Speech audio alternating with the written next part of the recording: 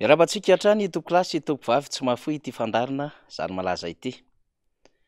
Ifatoan'ny fandalinana sy fanadihadiana izay ho tanterahintsika indray ny fandalovan'ny filohan'ny repoblika tany Maroka any Casablanca. Izy moa izay voalaza fa vahiny manokana nasaina hiarika izany feonam-be izany na ny forum mahakasika ny Afrika izay iarahan'ny Marokana amin'ireo heverina fa firenena izay hiara-dalana aminy. Misy firenena sy misy mpandraraha maromaro izay nasaina amin'izany ka anisan'izany Madagasikara. Ny mpandraraha Marokana izay liana amin'ny fampiasam-bola aty Madagasikara anisan'ny loha hevitra lehibe izany ka nisy ny fifanankalozan-kevitra nandritra io feonan'io. Tamin'izany indrindra no nisy ny fandraisam-pitenenana ka nandrasana ny fandraisam-pitenenana izay nataon'ny filohan'ny repoblika. Izy izay nilaza araky ny hita tao anatin'ny pejiny, araky ny navoaka ny teo anivon'ny depesy informativa taratra ihany koa izay manao ny serasera-panjakana. Nisongadina tao anatin'izany dia lohahevitra roa. Ray ao anatin'izany ny fikasan'ny filoham-pirenena hanao lalana manodidina ny 890 kilometatra ka hatramin'ny 800 kilometatra ao anatin'ny enintaona. Tsindriana aza moa de hoe enintaona ho avy, izany hoe ho an'ny mandat ho avy eo sy ilay herintaona ambiny ao anatin'izao mandat izao, satria moa fantatsika tsara ny atao hoe mandat fehim-potoana iasan'ny filohan'ny repoblika dia misy 5 taona izany. Efa amarana ny faha-efatra taona ny filohan'ny repoblika amin'ity 2024 ity ary taona 2024 dia efa miditra amina herintaona farany sisa ny fitantanana ny filohan'ny repoblika ny firenena. Dikan'izay raha milaza enintaona izy dia tsy mandehandeha ho azy zany fa ilay herintaona ambiny miampy amin'ilay mandat aoriana ny 2023 izany hoe 2024 no resahana ao anatin'izany izay 5 taona moa izany mandat ho avy izany raha ny tokony izy. Dikan'izany aloha zany amin'ny lafiny ara-politika dia ho candidat ihany Rajoelina. Fa faharoa efa maminavina fa mety ho lany izy ka manombana ilay enintaona ambiny izay iseho eo. Tsy mbola hadevitra ho resahantsika androany aloha zany fa hifantoka amin'ilay lalana no resahana isika ny amin'ny hoe hanao foto-drafitra asan-dalana manodidina eo amin'ny 790 ka hatramin'ny 700 kilometatra. Fa faharoa resahana ihany koa ny amin'ny hoe ho tena ho mpamoka bary ary ho sopotry ny vary i Madagasikara izay taky ny fahalazany tany amin'ny taona 70 na 80 tany ho any taty ny ranomasimbe indianina. Fanireny filoham-pirenena moa izany. Eo amin'ity farany ity no hitondrantsika ny hadevitra ny amin'ny hoe fangahadin'ny filoham-pirenena ny filazany ny amin'ny hoe hamokatra Artemisia Madagasikara izay nasolo ny vary ka nambara fa ny Artemisia dia $3000 ny taonina ray raha toa ka $300 ny taonina ray amin'ny vary ka naporisihany malagasy hamokatra Artemisia raha tokony hamokatra vary tao anatin'ny krizin'ny Covid-19 ny taona 2024 izany. Ngahadin'ny filoham-pirenena ny filazana fa rehefa misy ny krizy ara-tsosialy ho an'ny Madagasikara amin'ny vahaolana hitany dia ny manafatra vary fa tsy handry voly vary ao anatin'ny 2 taona izay mbola ho ela. Ary adin'ny filoham-pirenena nga ny nanafara ny sambo izay hitondra PPN manodidina ny 20 hoy izy ary dia tonga tokoa ny sambo eto Madagasikara avy amin'ny alalan'ny orinasa SPM izay miara-miasa ny Madagasikara. De mahagaga ny rehetra ny amin'ny fa inona indray ary ty raharaham-bary resahan'ny filoham-pirenena ho sopotry ny vary izay nampalaza tany amin'ny taona 70 na 700 tany ho any. Miverina andohany mihitsiny ary zao vao tonga saina sy mahatsapa ny filoham-pirenena fa zava-dehibe tokoa ho an'ny malagasy na i Madagasikara izany mamboly vary zany. Tsetsatsetsatra tsy aritra ihany zany fa efa nitondrana hadevitra foana ny amin'ny hoe tany mpamokatra i Madagasikara ary izay mihitsy no namoronanjanahary ity Madagasikara ity ary tatsahavo koa ny ato anatiny ka tokony hanao ny famokarantsika ary hanao fanondranana exportation fa tsy hanafatra entana hanao importation satria mapotika ny tontolo ara-toekarena zany. Fa ndao iverenantsika ny amin'ny hoe hanao lalana, hamboly vary, hanao PEM, zany daholo ny vetesiny filohan'ny repoblika tany Maroka tany. Hatramin'ny hoe hamokatra indostria sy hijery ny resaka angovo sy ny sisa sy ny sisa.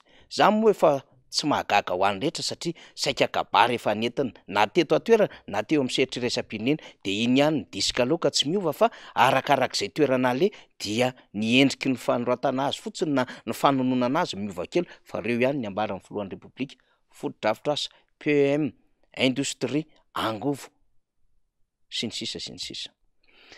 Fa tsara tsy haivina ihany tamin'ny andron'Andriamatoa Marc Ravalomanana dia mba hoentintsika ny hoe inona ny zava-bita tao anatin'ny fito taona, zany hoe ny taona 2022 ny tantanan'ny firenena sy taty amin'ny taona 2022 ny volana marsa zany. Iteny an'izany tsika satria mbola manam-pikasana le fitondrana raha efa nandroso lavitra ny an'Andriamatoa Marc Ravalomanana. De anisan'izany ohatra ny hoe zava-bita zay iresahana indrindra ny lalana vita tara na goudron mirefy 209 kilometatra na 9200 kilometra. Ny pont Faty tateny Ambositra, ny pont Ivoloana tao Tamatavy, anisan'izany ihany koa ny tapon'ny Orombe, Fianarantsoa Manakara, Farafangana, Vangaindrano, Sambavantala, ny lalan'ny bypass izay anisan'ny lalana diavon'ny filohan'ny Repoblika saika isan'andro rehefa ho an'ny Mavoloa, ny rotiny hydrocarbure eny Akorondrano sy Ivandry iny, ny eto Maremasay tsy lavitra antsika misy an'izany, ny boulevard de l'Europe zay efa diso fantatry ny rehetra zay iny nasem-panamboarana ary ny hitatra taty amin'ny rokady iny tao anatin'ny programa avokoa izany. Ny lalana Iosy, Betroka, Ambovombe hatrany Fort Dauphin de fantatry ny rehetra, ny RN13 de tao anaty programa avokoa zany resahantsika izany. Ary ny pakatrano Vangaindrano mihitsy aza fa saingy tonga ny krizin'ny 2022 de rava avokoa reny zavatra noeritreretany reny. Ny centre sy ireo trano goavana ary anisan'izany ny CCI Vato vokatra zay tamin'ny andron'ny président Marc Ravalomanana ary mbola andraisana février amin'ny sehatry raisam-pirenena. Ny tsena sy ny lalana eny Anosibe indrindra ny eny Namotana zay anisany goavana sy ngeza eto Antananarivo vita n'Andriamatoa filoha Marc Ravalomanana izany. Reo EPP ary reo CG sy lycée amanaliny manerina Madagasikara sy ireo birao-pokotany sy ireo birao-panjakana samihafa zay tsy voatanisa etony. Vagoavana tao anatin'ny vita amin'ny filoha Marc Ravalomanana tao anatin'ny fito taona ihany koa de anisan'izany ny foto-drafitrasa lehibe tahaka ny bord de la mer ny Mahajanga, ny bazary Mahabibo tany Mahajanga, ny tsena Nosibe, ny tsenana Sabotsy Antsirabe, samy tsaroany rehetra izany ary anisan'izany ihany koa ohatra na ny any Tomasina na ny any Toliary, Sakamao izy ny rehetra zay tsy voatanisa raha ohatra ka tontolon'ny bazary no resahantsika. Ny Seranatsambo de anisan'ny nampiavaka ny Eoala any Fort Dauphin ary io fidiran'ny QMM io de anisany tosika lehibe ary industrialy ary eo amin'ny tontolony zany hoe fitrandrahana lehibe amin'ny arena kibon'ny tany na ny grande mine izany, mbola ny filoha Marc Ravalomanana nanao izany.